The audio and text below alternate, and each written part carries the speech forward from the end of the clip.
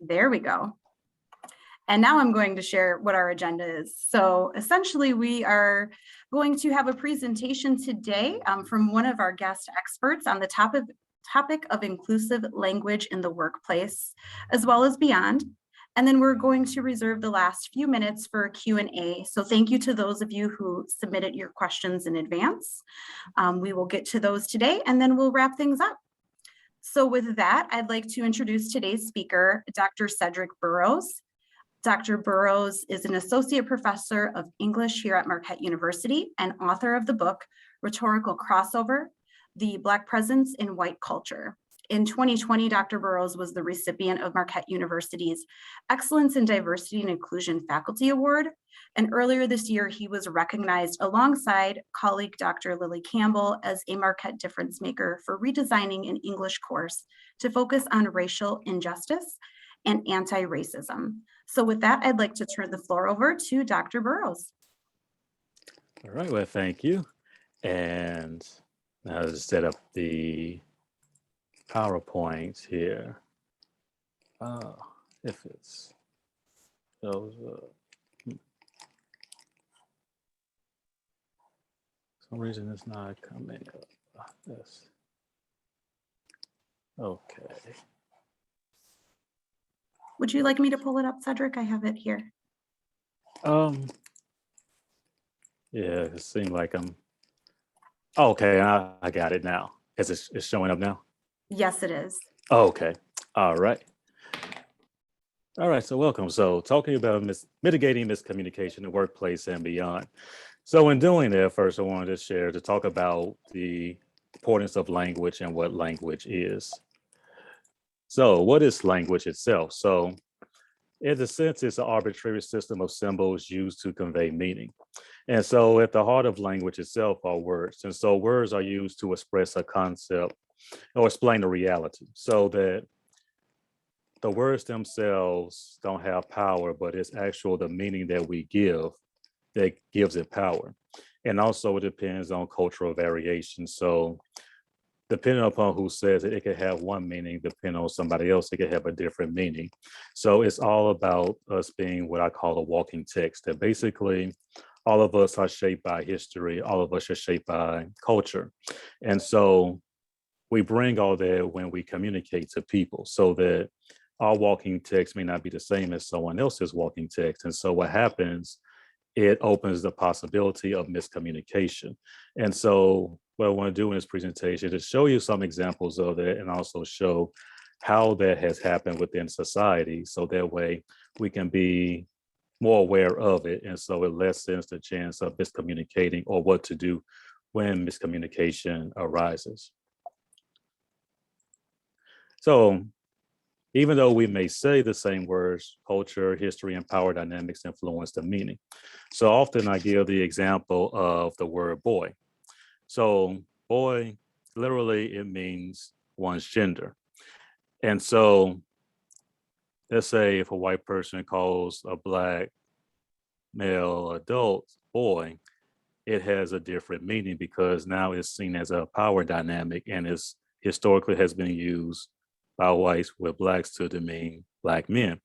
And so, but however, let's say among Black men, it could have a different meaning. It could mean a sense of brotherhood, friendship, things like that. And it's the same way with the word girl. So that let's say a man calls a woman girl, it could, and that's another case of power dynamics where it seems to demean a woman, but among other women, girl could be seen as a term of endearment. So that's the idea of how thinking about how all these things are related to culture, and also who can say how it's been said and how people historically have read it or interpreted those situations. So first I will talk about is language and race. So this has been a big topic, especially within the last year or so. And often I've been asked is that, why is some of these words considered offensive and how has that happened? And so think about that, we have to think of that historically. And so we could say that it's often falls into three categories that I term overt, covert, and association. So then what is overt? So these were words, images, or symbols that are blatantly racist. And so most of these are with the notion that blacks were subservient to whites, so they were childlike beings. And this develops around the time after Reconstruction. So with Reconstruction, there was the promise of racial progress in the US society. But then what happens is that you had the Compromise of 1877, where troops were removed from the South. And so the prospects of racial coalition collapsed. And so this is the period that historians have termed the nadir of race relations, when race relations in the United States hit its lowest point. And so racism was widespread. And so it was illustrated in the words, phrases, and even in marketing as well. So one example of that was the use of the N word as a racial insult. So this word itself literally means black. And so it was used interchangeably even well up into the 19th century, but then later in the 19th century, it takes on its meaning as an insult and it reaches its derogatory status that it still has today. Another one, this example is in music. So there was a genre of music that was known as coon songs, which is derogatory statement. And these were songs that popularized stereotypes of African Americans, and it was based on white interpretations of Black culture and life. And so with marketing, it was known as the trinity of Aunt Jemima, Uncle Ben, and Rastas from Cream of Wheat. And so these were used derogatorily in terms of advertising products. So for example, Aunt Jemima, that during those times of Uncle Ben, that to call an adult Black person auntie or uncle by a white person, that was meant to be demeaning or an insult. And so now we have it where now those terms in marketing aren't used, that especially within the last year, that the products themselves have gotten different names.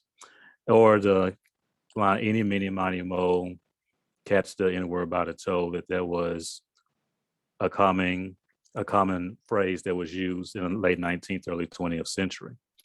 Another one is N-word heaven. So this referred to the balcony section of a building where African Americans sit. And so this is also synonymous with what people call the peanut gallery. And so what happened with the peanut gallery, this was the area where there were the cheap seats, and these were where people would eat peanuts or something like that, and they would throw it to the performers who they didn't like. And so because of segregation, most of the people who were only allowed to sit in the balcony were Blacks. And so that's when the peanut gallery gains its negative connotation for some people. Another one then is covert. So Civil Rights Museum occurs. And so with the movement, then people began to reevaluate a lot of things within institutions. And so that's when they realized that, hey, maybe these words shouldn't be used. And so instead of being more overt, it changes so that because to be offensive still wasn't considered appropriate at this time, then people began to use other words to supplement what was said before. So because those words themselves weren't grounded in the history of racism, they could be used as code words. So on the surface, it may appear innocent, but for those who were informed of its purpose, and also because societal leanings in terms of history, in terms of that those words themselves become racialized, the racial undertones become more apparent as time goes on. So some examples of that is states' rights. So this is associated with institutionalized racism and segregation because during the Civil War, Southern states would say state rights as a way to validate the creation of the Confederacy, or with states' rights that was used during the Civil Rights Movement to undermine the federal intervention of desegregation, especially within the American South. Another one is urban. So if you hear things, people talking about urban movies, urban contemporary music, things like that, it's usually things targeted towards a Black audience, oftentimes. And so because you can't just say you market it to a Black audience, people say urban. So for example, Billboard in the early 80s used to have a Black charts, and this was music by Black artists. But then towards the mid 80s, late 80s, then they switched to saying urban contemporary music or R&B music as a way to transition from that. Another one is Thug, which originated in India. And some people say that it's seen as a replacement for the N-word itself. So that instead of actually saying the N-word, it's labeled as thug. And so it becomes racialized in those cases. Another one is ghetto. And so this is often something negative, anything associated with Blackness. So people may say that is so ghetto. And I even have students say that, and I would tell them, why would you say that? And what is the underlying meaning behind that as well? So that it's a word that had an original meaning for something else, but then because of people's association of who lives in the ghetto or inner city, then that's when it takes on a racialized tone. And it's the same way with hood, like when within the Black community, people say it's a shortened version of neighborhood.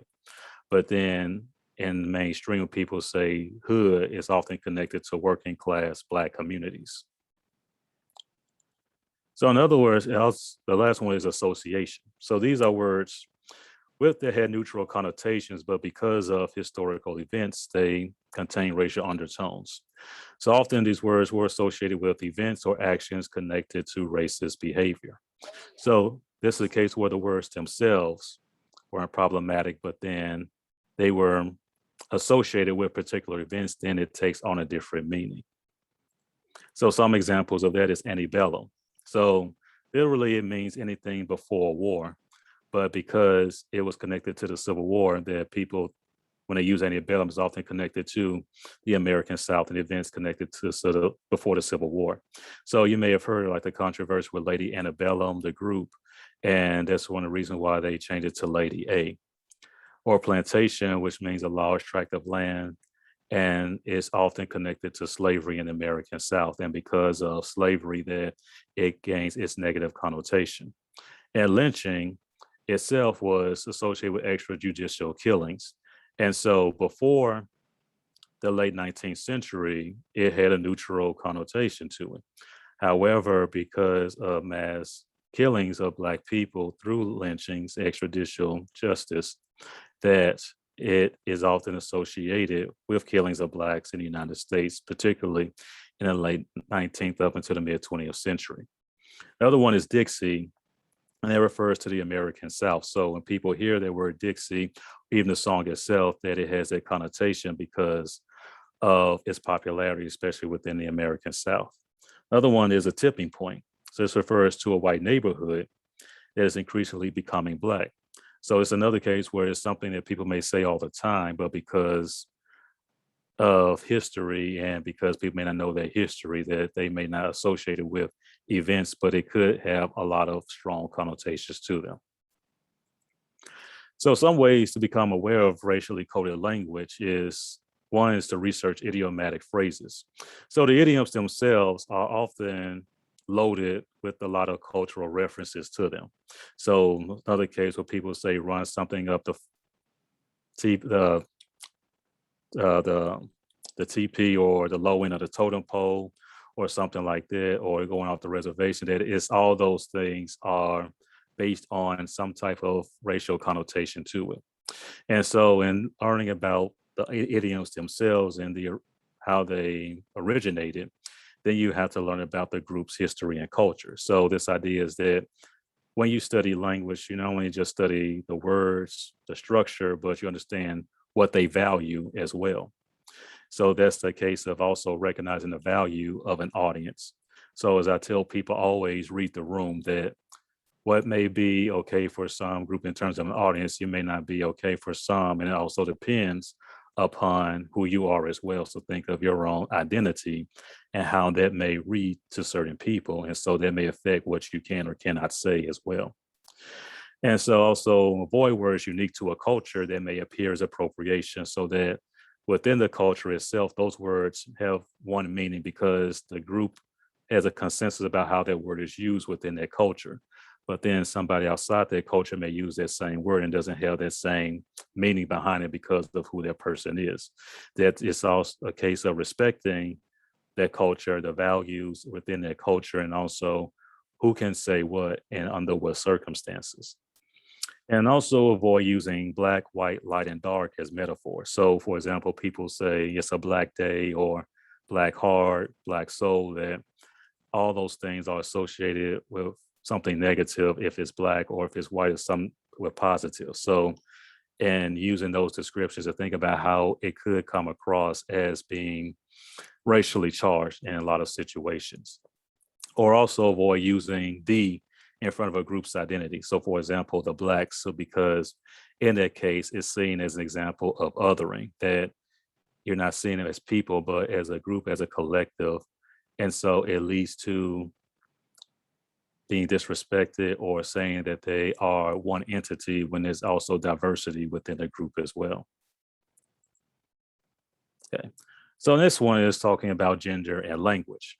So I had these two definitions because people sometimes often wonder what is the difference between the two. So sex itself refers to biological characteristics of individuals, and gender refers to socially constructed identities individuals assume.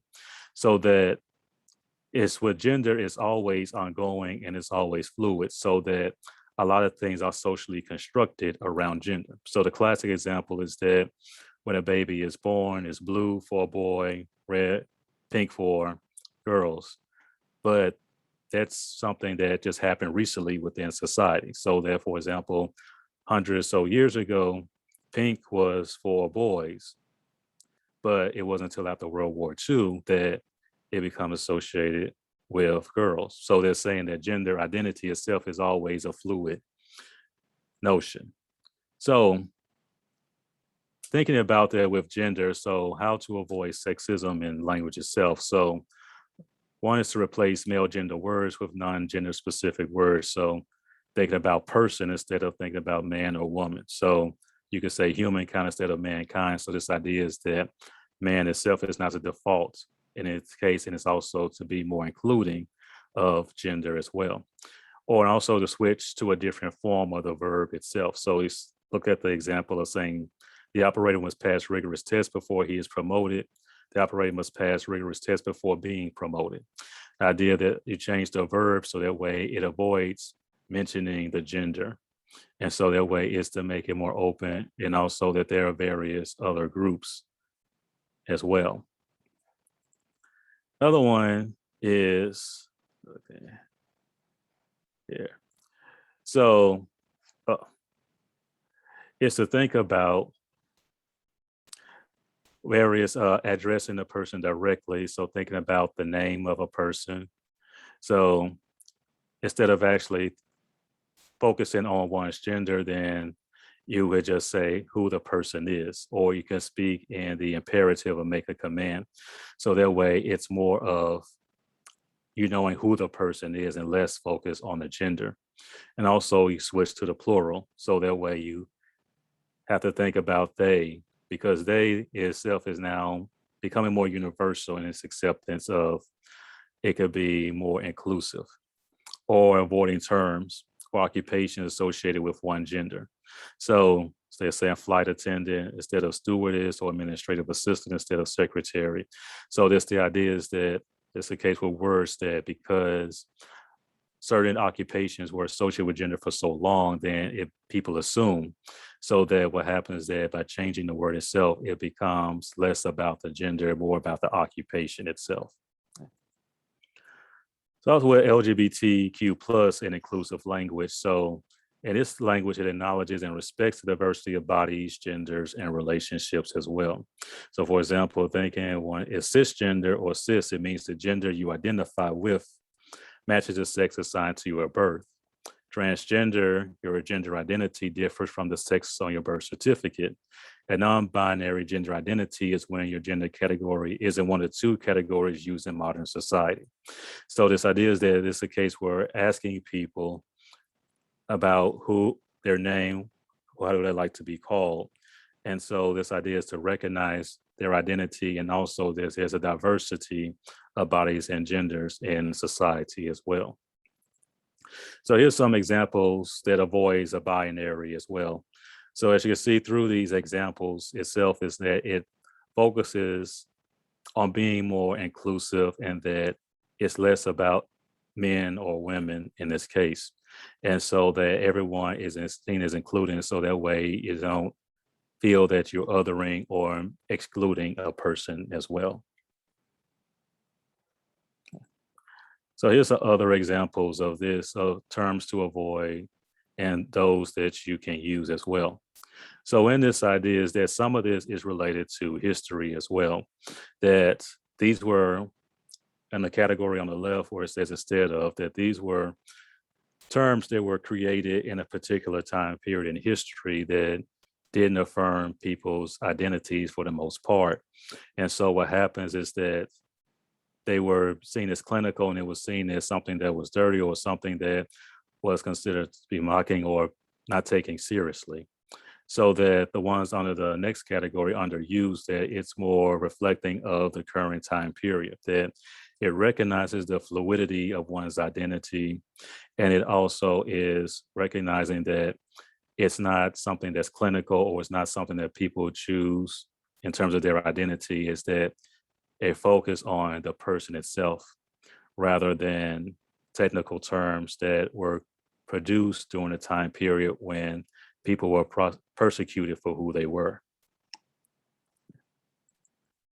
It's also the same case as using detailed language as well. So for example, in some cases you say same gender relationship instead of gay or lesbian relationship. So in this case is that some people may not identify as gay or lesbian because some people may say same gender loving or in a situation. And so this is the idea that also you have to separate the activity from the identity. So also default to they or avoid pronouns unless they specify one. That they is another case where that way it's more inclusive, so that way you don't have to have awkward situation of identifying as he or she. Or also use somebody's first name instead of addressing the person as Miss or Mr. Because especially once upon a time when people send invitations and they may say Mr. or Mrs. and it's usually the man's name. So that way a person didn't have an identity in those cases. So this idea is to address the person and use people first language, so address them by their name. And also to avoid dead naming and misgendering. So this idea is to make sure that you respect the person and how they choose to identify themselves. So dead naming is the act of referring to a transgender person by their birth name instead of their chosen name. And misgendering refers to using a word, especially a pronoun, that does not correctly reflect the gender with which they identify. So as you see that in recent times that people may introduce themselves and they say their name, but they also say the pronouns that they wish to use. And so usually that's a way for people to know how they want to identify and who they are. And so that way it prevents someone from dead naming or misgendering someone as well. So that way you respect the identity of who that person is in that case. Okay. So handling situations when told about using the wrong word or phrase.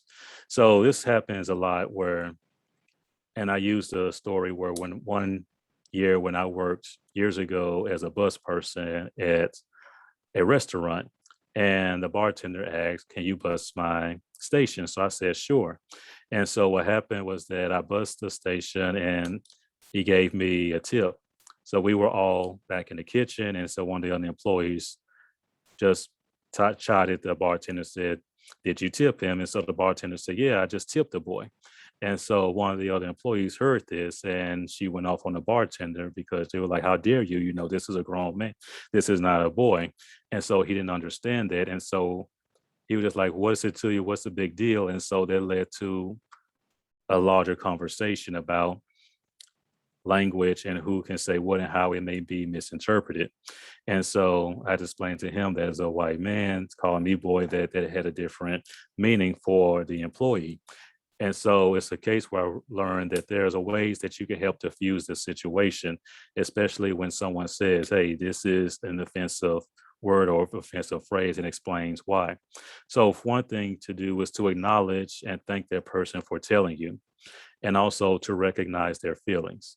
And so this is also a moment where you yourself can think about their research and reflect on and explain and understand why you use the word or phrase and understand why it could be seen as offensive. So one way you can say that is that, "Thank you for telling me, and I appreciate you for sharing your feelings, and I hear what you have to say, and I will, it won't happen again." Because sometimes what people will say, "Well, I'm sorry, but," and in doing so, it becomes more defensive in that case. But in a situation is that saying that I hear you, I recognize you, that means you recognize the voice of the person.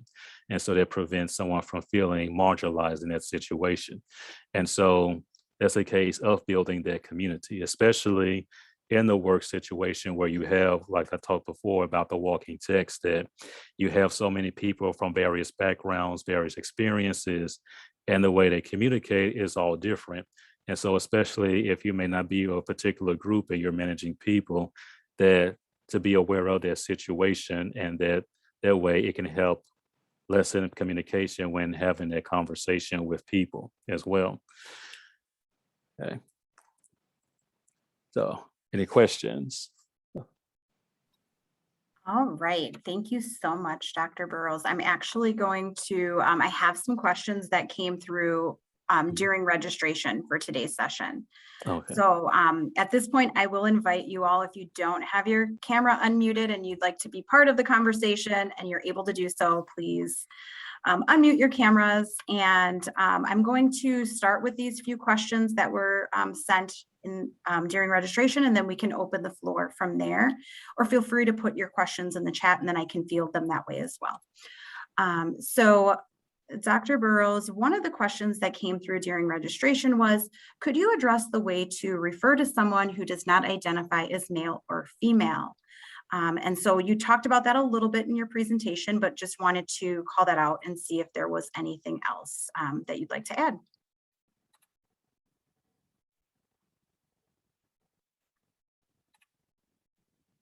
If she doesn't come back right away. Oh, you're back. Okay. Oh. I'm back. I am sorry. My office has really bad internet connection. I apologize. It's also saying it's unstable. So if I go away again, I will be back.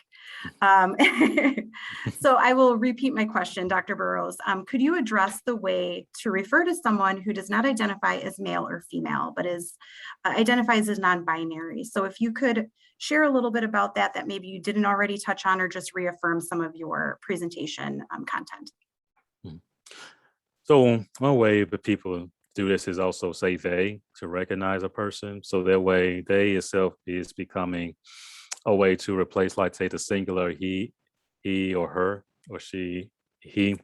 And that way it's a way of using it. So you could say they, and also as well, you can identify that person by their name. So that way to recognize a person, you can just say their name.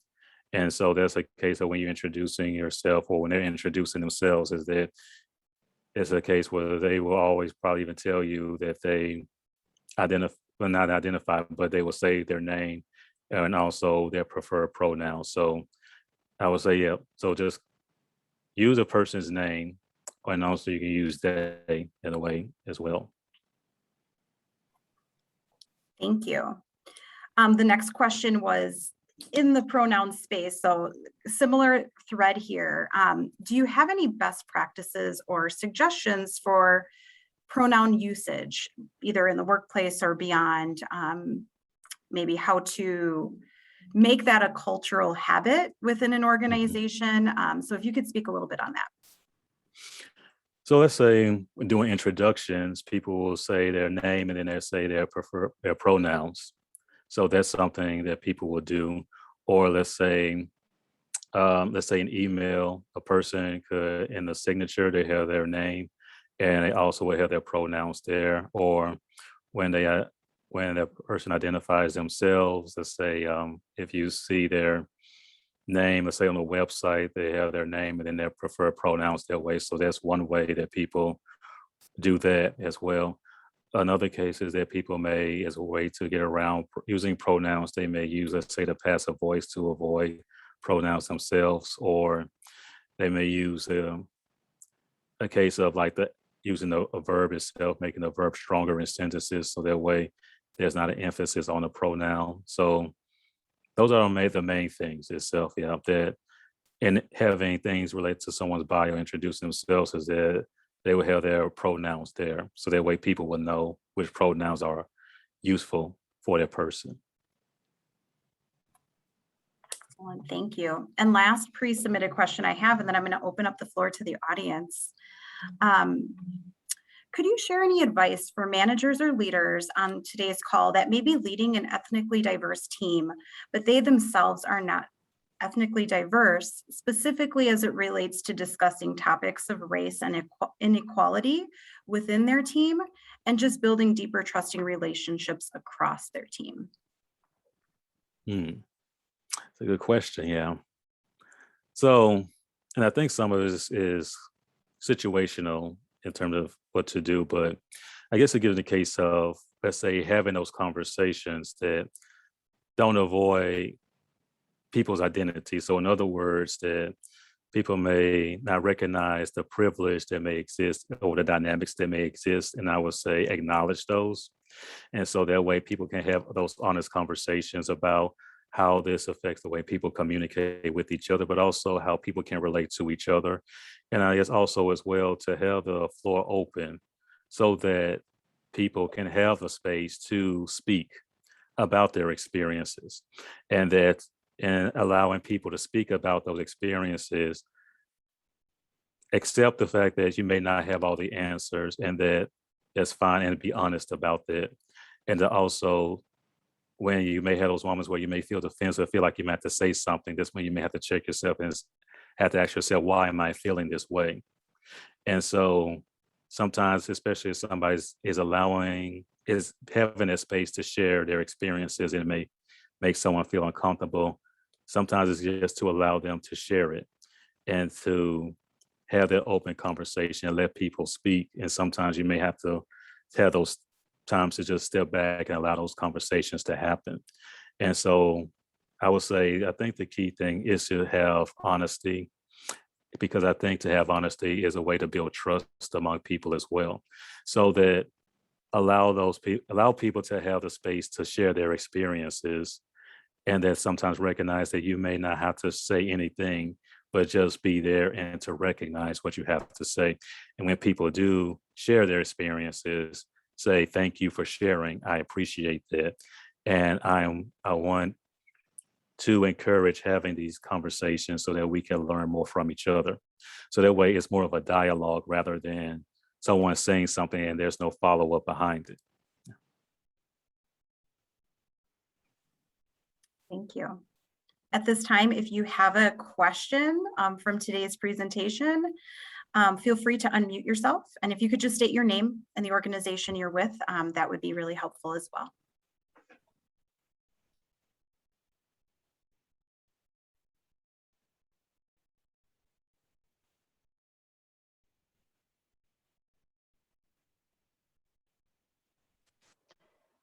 This is Susan Harrington.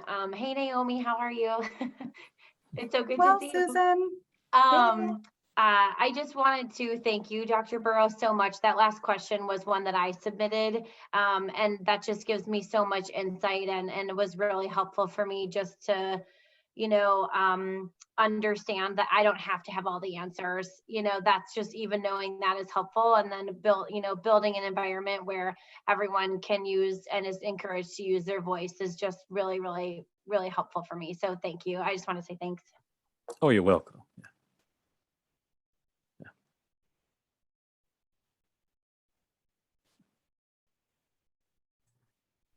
Hi, this is Casey from Marquette Career Services. I have kind of an aha moment that I wanted to share, Cedric, during your presentation, and then kind of just a question about, see if you have some insights to add. But I really enjoyed when you talked about the covert language, that there's certain terms that are kind of code for words that used to be racist. So it's a way to not say the racist thing, but you're still kind of saying a racist thing. And it got me thinking about the word professional and professionalism, something we talk a lot about in recruiting circles and in the workplace.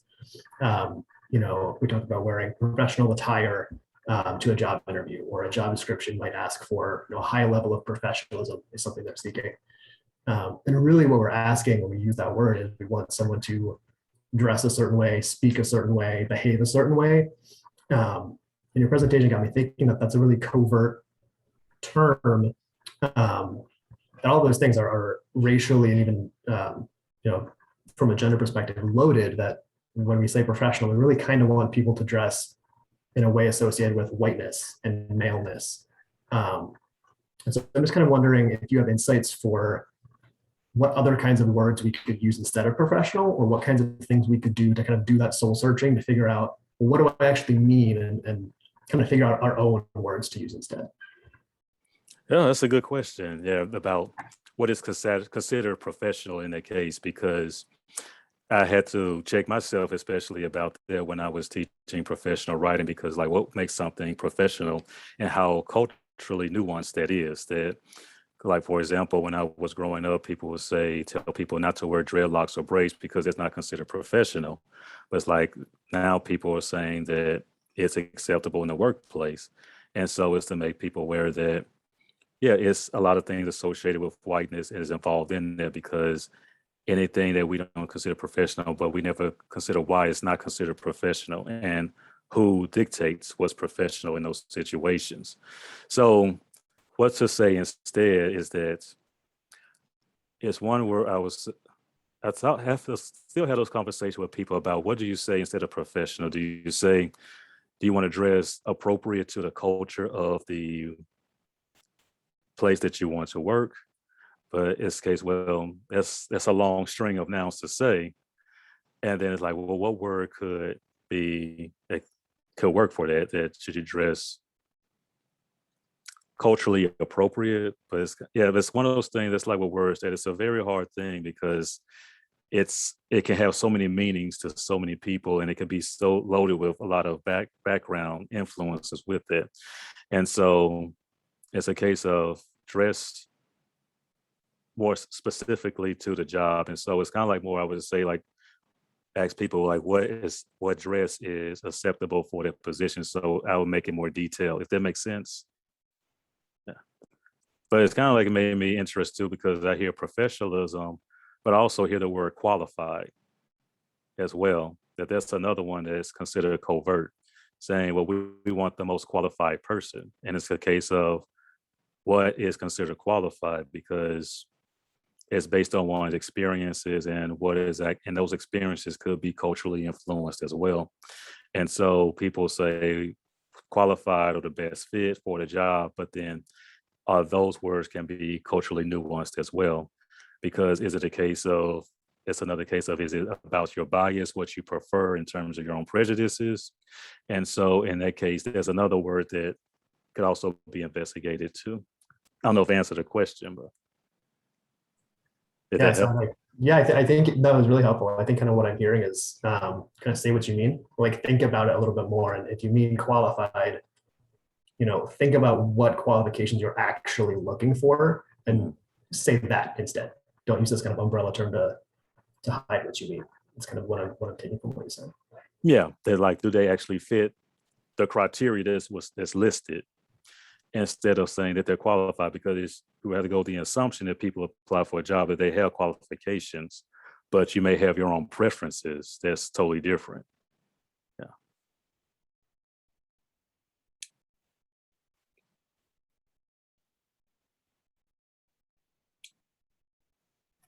Other questions?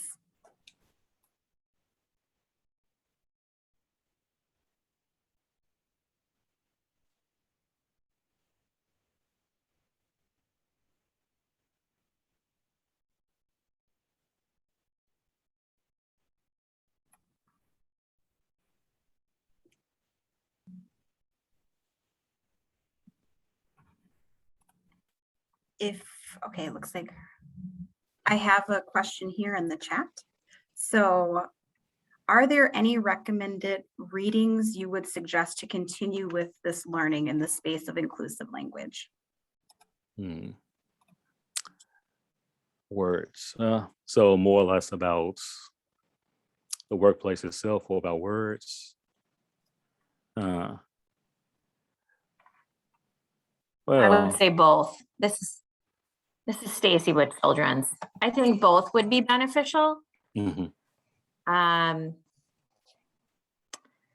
In workplace, I think just mostly around the language Mhm. and Okay. history behind it. Mhm. See, I'm trying to think of some resources, because it was interesting, because I guess that's one reason why I did my research itself, is because I couldn't find a lot of sources about it as well. And Mhm.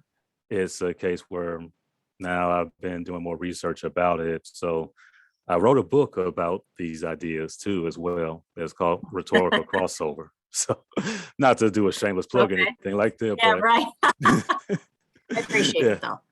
yeah, you're welcome. Yeah.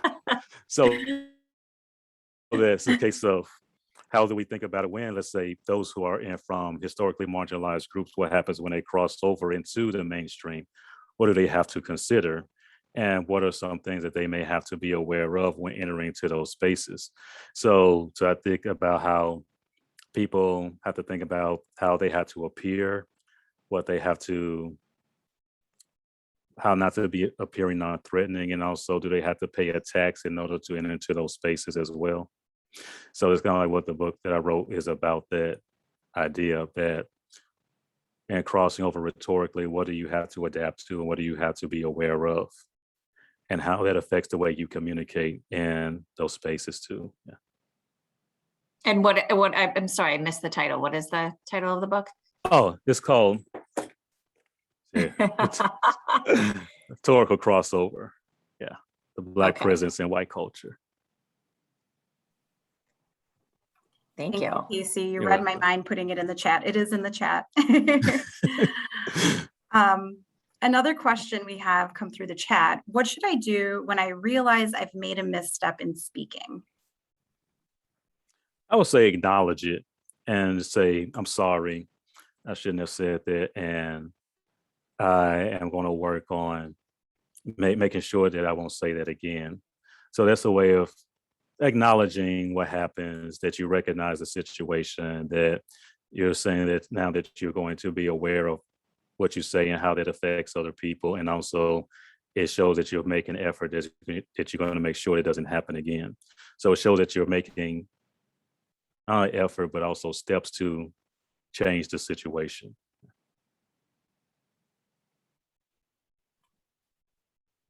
Yeah, Cedric, I pause on that because the Career Services Center is doing a course together around inclusivity. And one thing we learned recently in our class that really stuck with me was this idea of intent versus impact. And just like as a human, it can be like natural to be like, but I want to explain to you why maybe I had that misstep. And it's just like keeping in your brain that your intent might have been one thing, but the impact of what you did is much greater. So just recognize the impact and use that as a moment to like understand this is the moment to be gracious and just say, I acknowledge my fault here and my misstep, and help me understand. So, it just felt like a powerful thing to kind of add at this point in the presentation of, your intent versus the impact it had on the person, and acknowledging that moments of impact that you made. Yeah, especially when you can say, I hear you, especially when someone tells you and you say, I hear you, that means you're recognizing that person and you recognize their voice, especially in situations where there may be some power dynamics involved in it, and that you are aware of other people in that situation, that you are willing to learn from them as well. And I think that's a good way to help build that community too.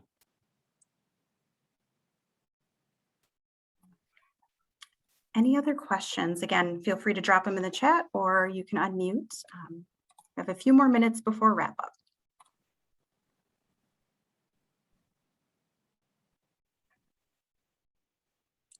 I guess I can also share something, nothing else I think I didn't mention, but there were situations where people may have said, this is something that's offensive to me.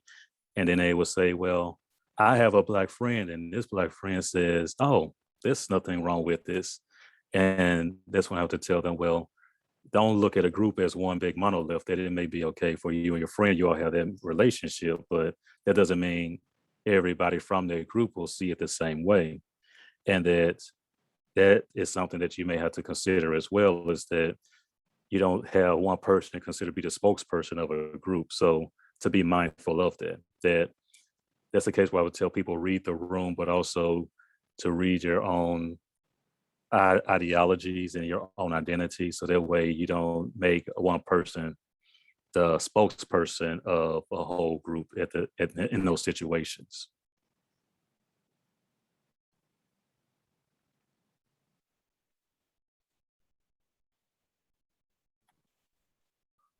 All right, anyone with a parting question? Otherwise, we'll start to wrap up.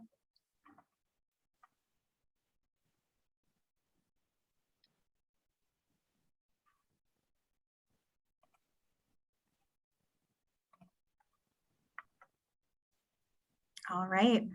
Well, I would like to just thank Dr. Burrows for his time today, for his knowledge that he has imparted on all of us.